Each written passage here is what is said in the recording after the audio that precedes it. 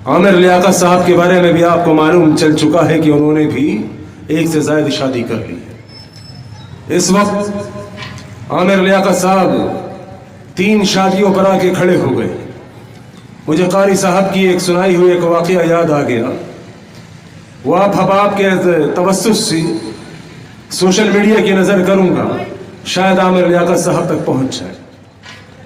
कहने लगे कि जनाब,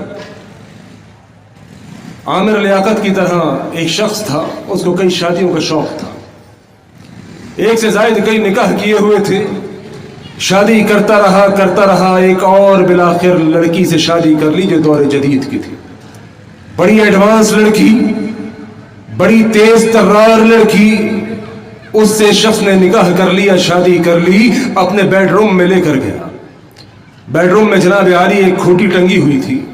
खूंटी समझते हैं ना, जिसमें कपड़े टांगते हैं, रुमाल टांगते हैं।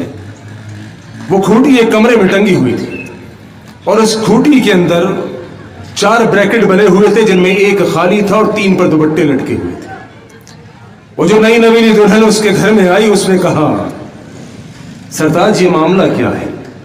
ये सामने खूंटी के ऊपर 4 कुंडे हैं, एक कुंडा खाली है और 3 पर दुपट्टे लटके हुए हैं, मामला क्या है? उसके शौहर ने कहा कि बीवी बात ये है, ये जो पहला दुपट्टा है ये मेरी बीवी आमना का है। ये पहला दुपट्टा मेरी बीवी आमना का है, इसका इंतकाल हो गया। ये दूसरा दुपट्टा मेरी बीवी रुकैया का है, इसका इंतकाल हो गया। ये तीसरा दुपट्टा मेरी बीवी सुरैया का है, इसका इंतकाल हो गया। इससे पहले कि वो आगे कुछ बोलता, बीवी ने कहा, सरताज जरा कान खोल के अब मेरी भी बात सुन लीजिए। ये आमना, फातिमा, रुकैया जिसकी तू दास्तान सुना रहा है, ये पुराने वक्त की तेरी बीवियां हैं, मैं दौरे हाजिर की हूं। अब अगर चौथी की सोची भी ना, तो ये चौथी खूंटी के ऊपर दुपट्टा नहीं, तेरी टोपी होगी।